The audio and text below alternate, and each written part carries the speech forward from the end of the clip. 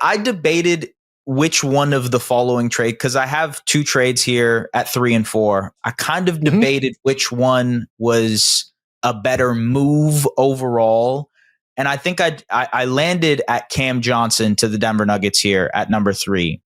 And so do we want, should I, do you want me to mention the other move? I'm kind of curious if I should mention the move, or should I just leave? You know what? I'll leave it for you. It's all good. Okay. Cam Johnson. As you know, the deal is Michael Porter Jr. for Cam Johnson and in 2032 unprotected first via the Denver Nuggets. First of all, from a move perspective, this was what I was mentioning earlier when I said I'm looking at this in a vacuum, but also I can't help but look at the other things the Nuggets did, because that $17 million difference between Michael Porter Jr. and Cam Johnson created the opportunity for Denver to go out and trade for Jonas Valanciunas, to get Bruce Brown, to get Tim Hardaway Jr. It just allowed them to go and replenish their depth. So to me, that was it's something I had to consider when I ranked it as high as I did. But even just pure trade in a vacuum, Michael Porter Jr., Cam Johnson is a better player than Michael Porter Jr. And everything you look at from what the Nuggets need from that position, MPJ and Cam Johnson do similar things from that position.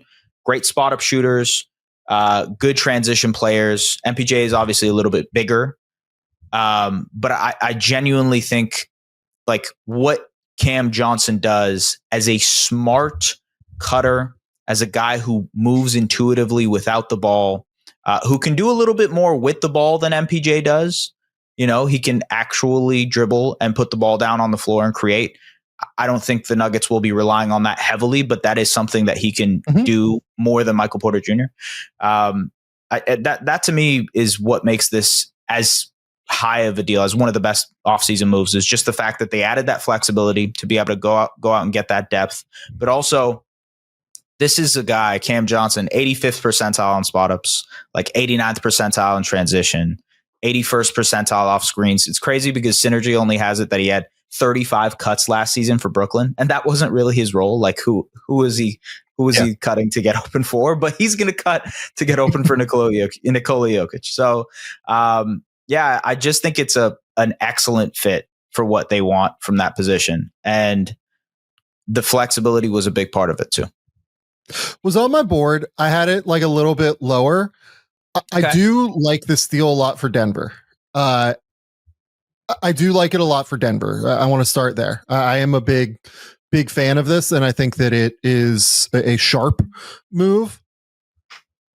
I always wonder if we overstate a little bit, and I'm not talking about you specifically. I'm talking about like kind of everybody that talks about basketball a little bit. The idea of like guys who can dribble and like, you know, play with the ball in their hands when they play for bad teams. Yeah, and absolutely. I do think that Cam can do that for sure. Like I like the fact that he showed that he can do that in a secondary manner, but like he's never going to do that for this team. You know what I mean? It's just an option that's there, obviously.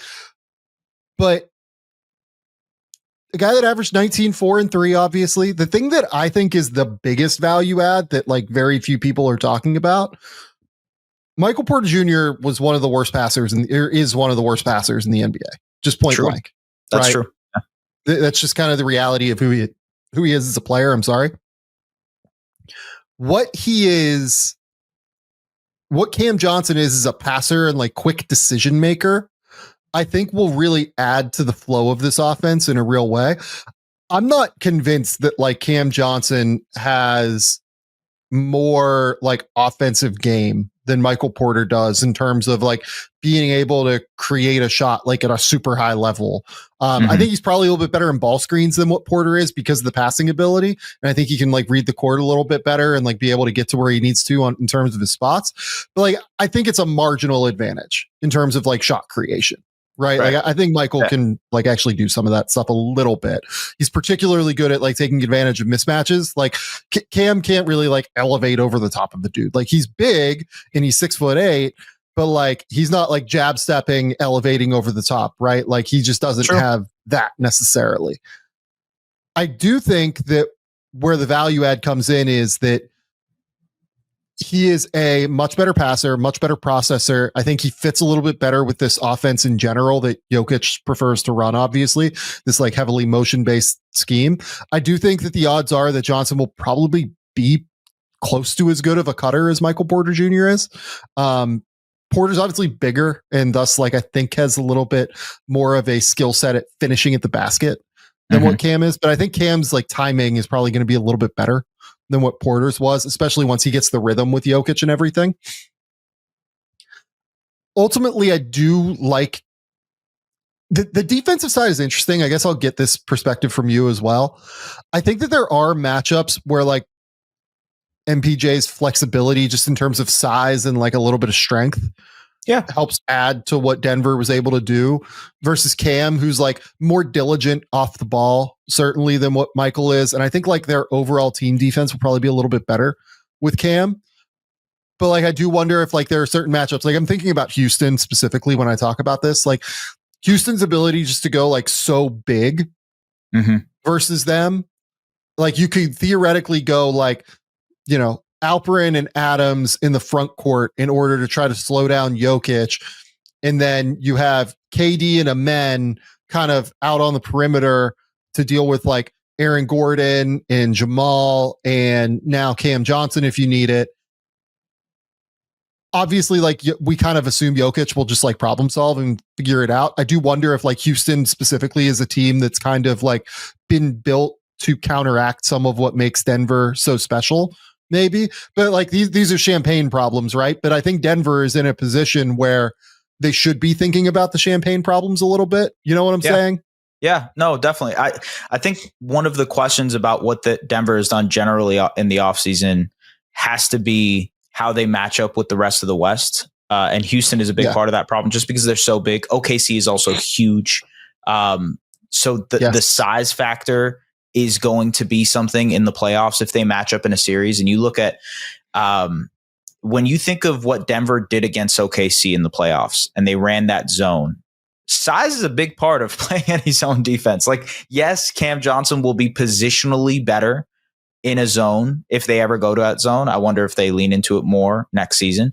But I don't know. I think Michael Porter Jr., what he provided, and the rebounding is a factor here. Like just the size, a guy who can like crash the offensive glass for you, generally crash the defensive glass, close out possessions for you. I think that's important in what Michael Porter Jr. brought. But that is a valid question to have. It's like, is the marginal defensive stuff that MPJ can do just because he's 2.5 inches, 3 inches taller than Cam Johnson, is that a difference maker in a playoff series versus the Rockets or in a playoff series versus the Thunder? And you also think of the rest of the Nuggets depth, because again, it's hard to look at this in a vacuum. Like Bruce Brown, not a ton of size, solid point of attack defender when healthy, but like not a ton of size there. Tim Hardaway Jr., smaller player, not a plus defender, right? Jonas Valanciunas at his position, not a plus defender. And so how much does that depth play a factor into what they can be defensively when they don't necessarily have a ton of plus defenders on the floor? And now they've lost a little bit of size as well with the Cam Johnson and, Michael Porter Jr. swap.